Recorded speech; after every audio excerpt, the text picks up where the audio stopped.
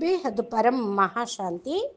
బేహద్ ఆత్మిక పరివారమునకు, ఆత్మిక సోదరి సోదరులకు బాపూజీ దశరథ్ భాయ్ పటేల్ తెలుగు ఛానల్కి స్వాగతం.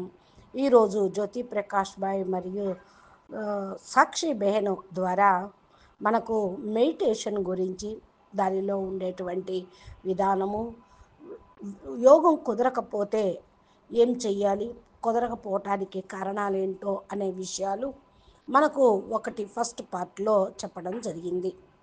ఇది దాని నెక్స్ట్ కంటిన్యూషను. ఇప్పుడు యోగంలో సంకల్పాలు చేస్తూ ఉంటాము.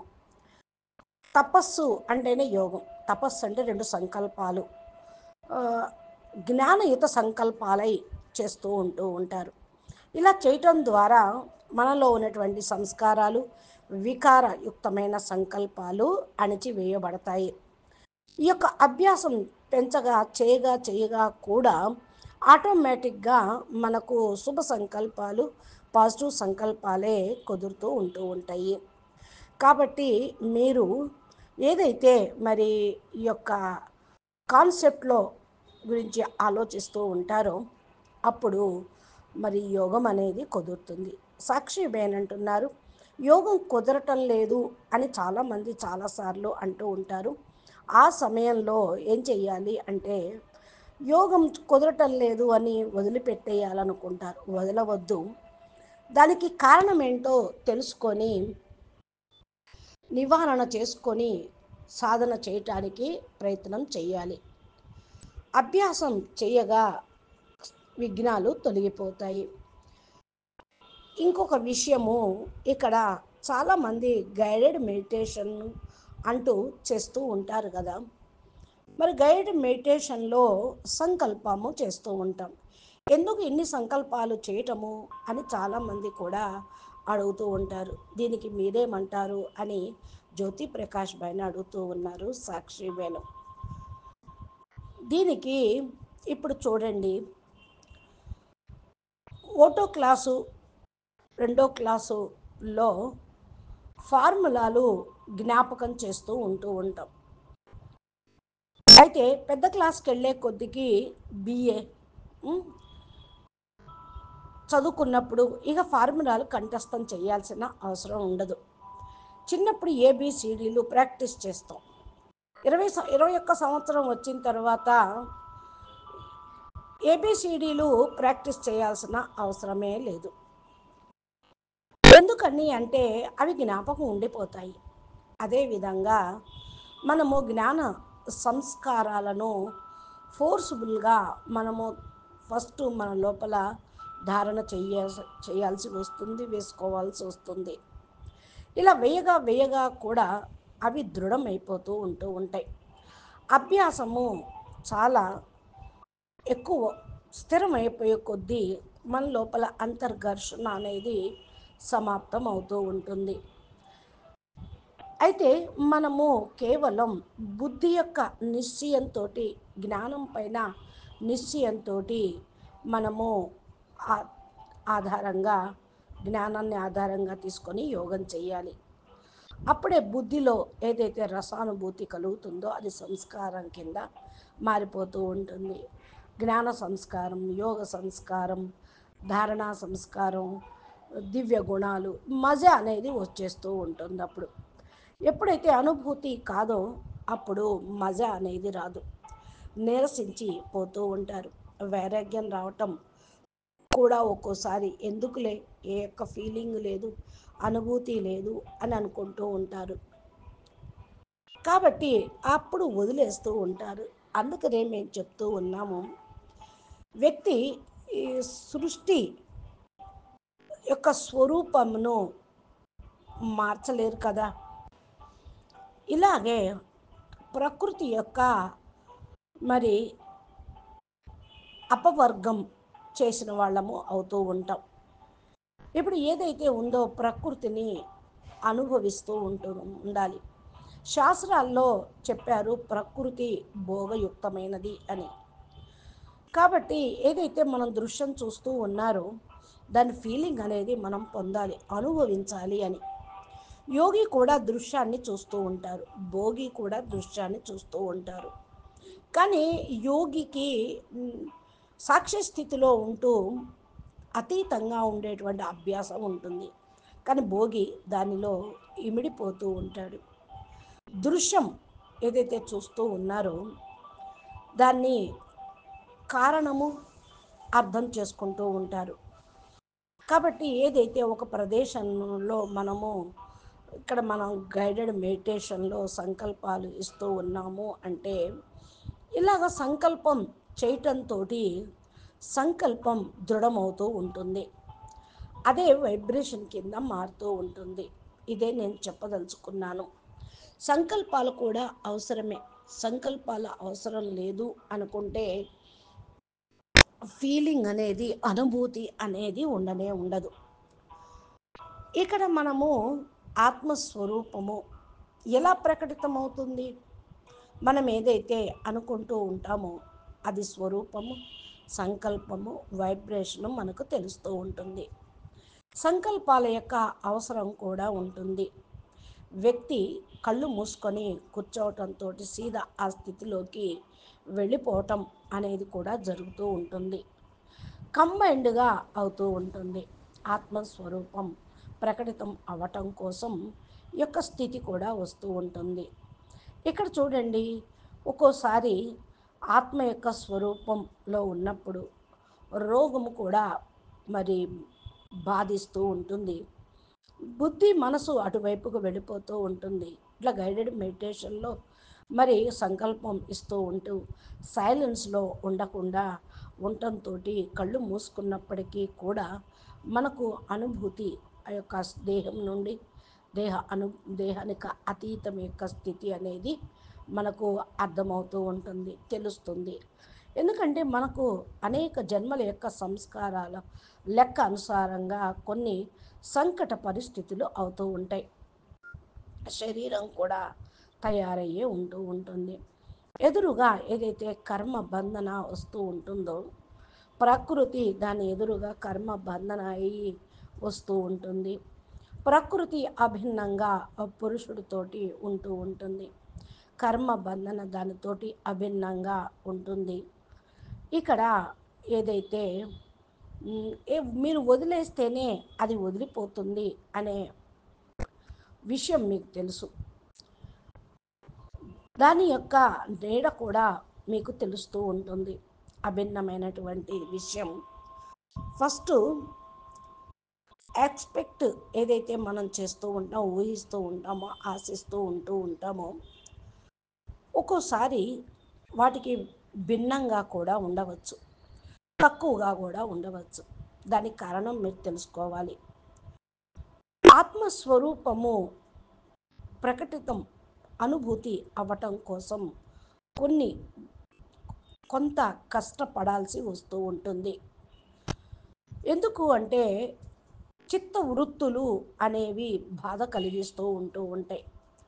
ఆ వృత్తిని అక్కడికి కట్ చేసుకోవాలి, నిరోధించాలి. ఎక్కడి నుంచి వస్తున్నాయి ఇవన్నీ, ఎలాగ వస్తున్నాయి అనేది మనం జనరల్గా తెలుసుకోవాలి. పరిస్థితులు ఏదైతే ఎదురుగా వస్తూ ఉన్నాయో వాటిని సమాప్తి చేసుకోవాలి.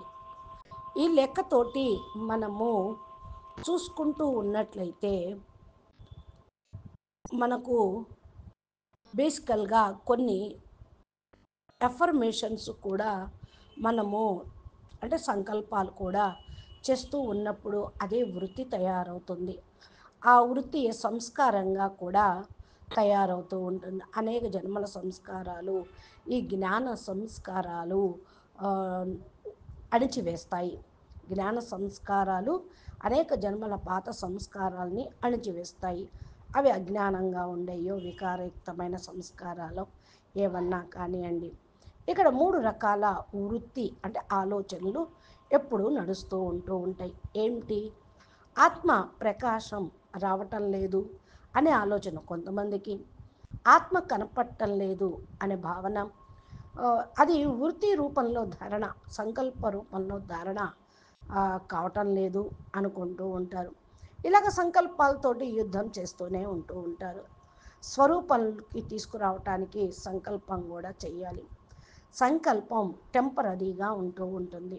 ఏ స్థితిలో ఉన్నా మీరు జ్ఞానవృత్తమైనటువంటి సంకల్పాలు రావాలి అంటే సంస్కారాలను కూడా మార్చుకోవాలి. పరిస్థితి అనుగుణ్యంగా జ్ఞానయుక్తమైన జీవితాన్ని గడపాలి. పరిస్థితుల్లో సమస్థితి కూడా ఉండాలి. పరిస్థితుల యొక్క ప్రభావము నా దగ్గర రావటం మరి ఎలా ఉన్నాయి ఆలోచించుకోవాలి. జ్ఞాన సమయము ఎలా ఉన్నది? జ్ఞాన సంస్కారాలు సమాప్తం కాకూడదు. ప్రతి సెకండు ఈ జ్ఞాన సంకల్పాలు చేంజ్ అయిపోతూ ఉంటాయి. ఇక్కడ 3 రకాలుగా మనము విజయం జయించాలి. ఒకటి, నేను ఆత్మ, ఈ శరీరం మొత్తానికి మనసు బుద్ధి ఆత్మకు మాలిక్ని అనుకున్నప్పుడు ఆత్మ ఆ స్వరూపాన్ని ధారణ చేస్తుంది. ఆత్మ రూపంలోకి అది వెళ్ళిపోవటంతో మాలిక్ యొక్క సంస్కారము వ్యవహారము అవి మనకు కనిపిస్తూ ఉంటుంది. కొంతమందికి అయితే ఆత్మ ప్రకాశము ఏమీ కనపడదు, కొంతమందికి కనపడుతుంది అంటూ అంటూ ఉంటారు. అయితే మనమైతే మనుషుల్ని తప్పు అని అనటానికి వీల్లేదు. వాళ్ళ వృత్తి అలా ఉందేమో. ఆత్మ ప్రకాశ స్వరూపంగా అభ్యాసంతో అనేక జన్మల అభ్యాసము ఒక ఆత్మకు ఉండవచ్చు. తపస్సు, ఆ జన్మ యొక్క తపస్సు ఈ జన్మలో ఫలించవచ్చు. ఒక జన్మలో అయితే ఇది ఏమీ సాధ్యము కాదు అని అనటానికి కూడా వీల్లేదు. తపస్సు చేయటము అంటే కాంపిటీషన్ అని కూడా కాదు. తపస్సు అంటే పూర్తిగా మీ స్వస్థితిలో ఉండటం సాధన అనేది. మన వృత్తుల కారణం వల్ల, మన ఆలోచనల కారణం వల్ల దాన్ని తెలుసుకోవటం. ఏదైతే బాధాకరంగా చిత్తవృత్తులు విఘ్నాలు వేస్తూ ఉన్నాయో వాటిని తెలుసుకొని అర్థం చేసుకొని వాటిని నివారించాలి.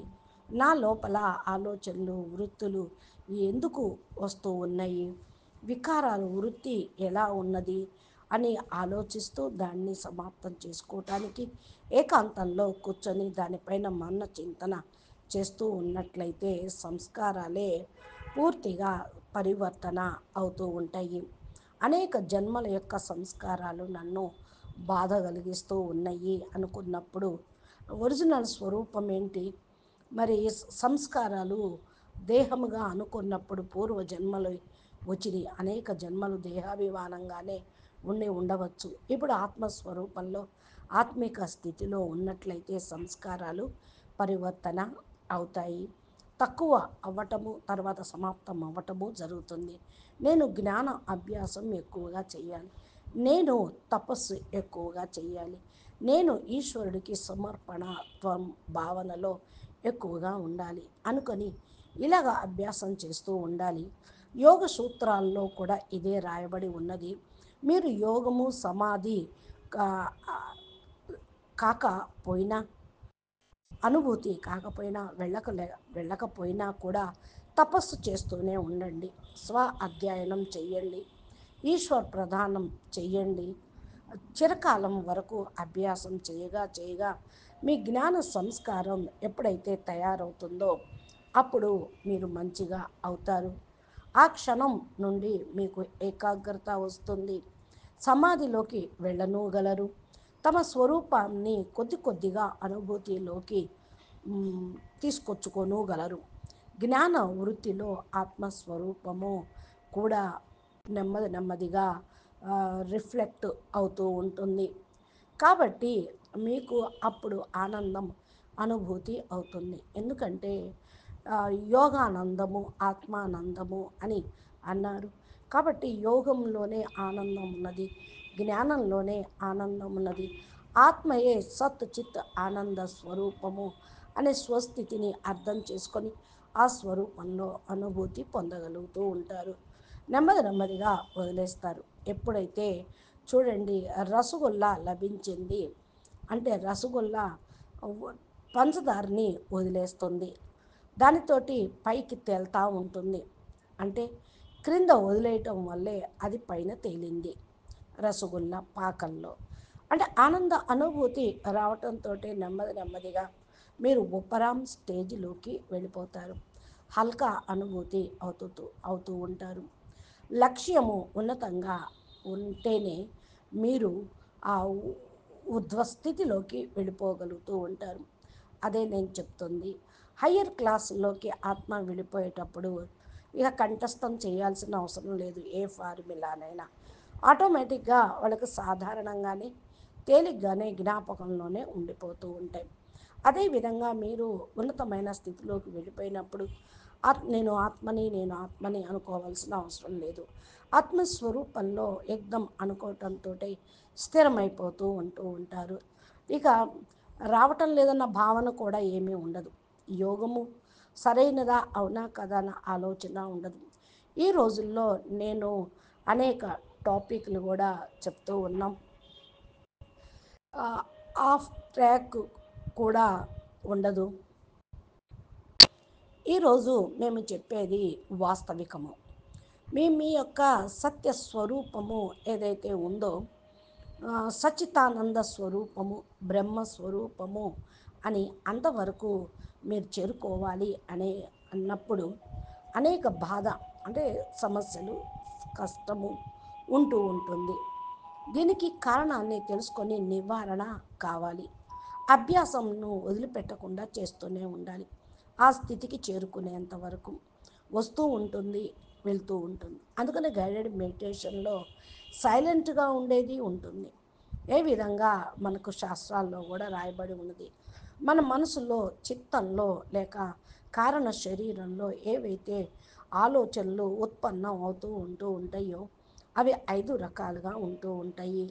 ఒకటి ప్రమాణ వృత్తి, ఒకటి ఇంకొకటి విపరీత వృత్తి, మూడోది వికల్ప వృత్తి, నాలుగోది స్మృతి వృత్తి. అన్- 4. ఇక ఈ విధంగా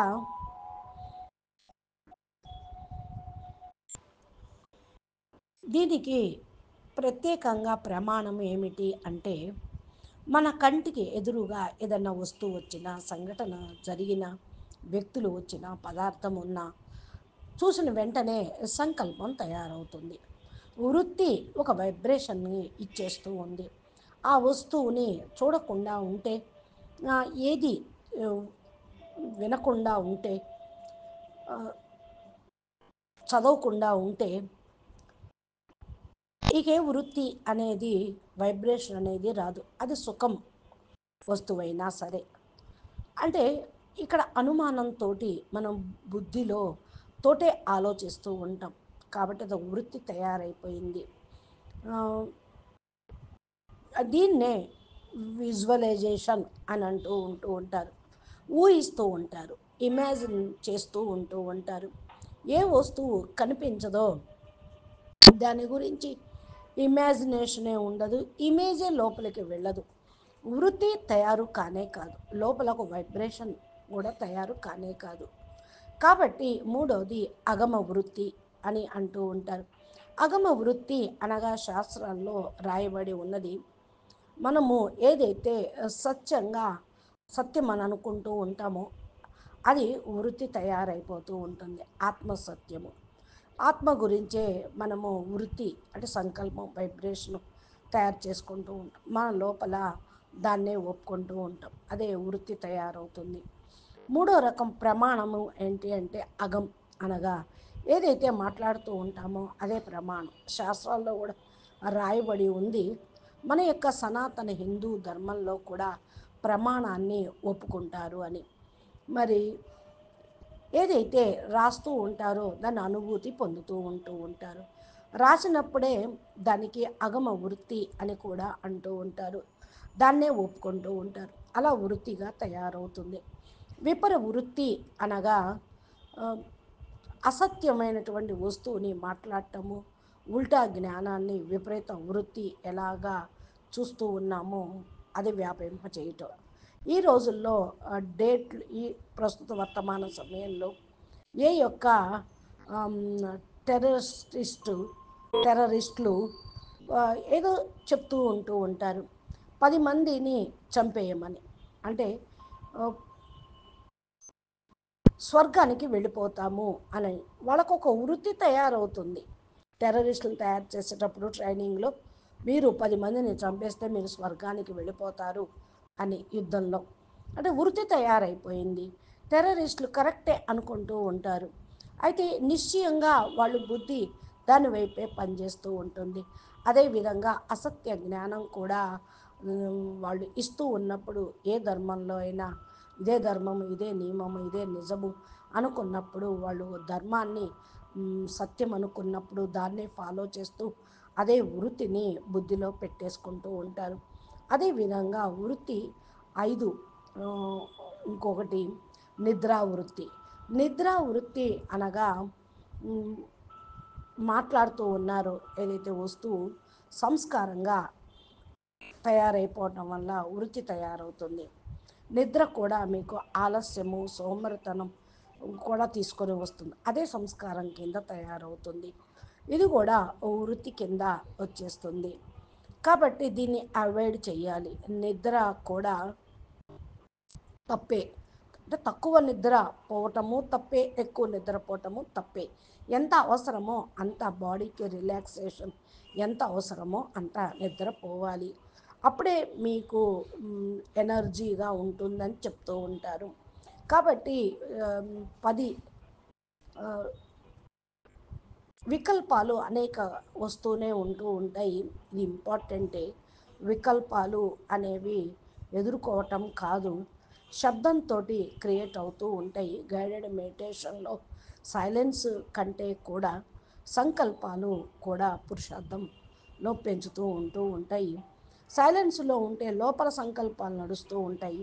వాక్కుతోటి సంకల్పం ఇస్తూ ఉంటూ ఉంటే మన బుద్ధి మనసు కూడా ఆ యొక్క సంకల్పం యొక్క వైబ్రేషన్ తోటి విజువలైజేషన్లోకి వెళ్ళిపోతూ ఉంటూ ఉంటాము. బుద్ధి చూస్తూ ఉంటుంది, అనుభూతి పొందుతూ ఉంటుంది. కాబట్టి ఈ విషయమన్నో అర్థం చేసుకోవాలి. శబ్దాన్ని సత్యంగా అనుభూతి పొందాలి. కాబట్టి దీన్ని హిప్నోటైజ్కి ఉపయోగపడుతూ ఉంటుంది అని చాలామంది అంటూ ఉంటారు. అచ్చా, పరం శాంతి. నమస్తే, ధన్యవాదాలు. బేహద్ కే బేహద్ పరం పరం పరం. మహాశాంతి హై, మహాశాంతి హై, మహాశాంతి హై. నమస్తే, ధన్యవాదాలు. బేహద్కే పిల్లలందరికీ కూడా ఈ జ్ఞానము అందాలి అంటే, ఇంకా విషయాన్ని తెలుసుకోవాలంటే తెలుగు ఛానల్ని సబ్స్క్రైబ్ చేయండి, గంట సింబల్ని ప్రెస్ చేయండి, నోటిఫికేషన్ రూపంలో పొందండి. ప్లేలిస్టులో చాలా ఉన్నాయి. మరి యోగము, జ్ఞానము, ధారణ, సేవ గురించి మా చెప్పేటువంటి దివ్య సందేశాలు, బాపూజీ అద్భుత జ్ఞానము, అనంతభాయ్ వేద శాస్త్రాల ఉపనిషత్తుల సారం ఏదైతే ఉందో వాటిని కూడా వింటూ ఉండండి. నమస్తే, ధన్యవాదాలు. పరమ శాంతి.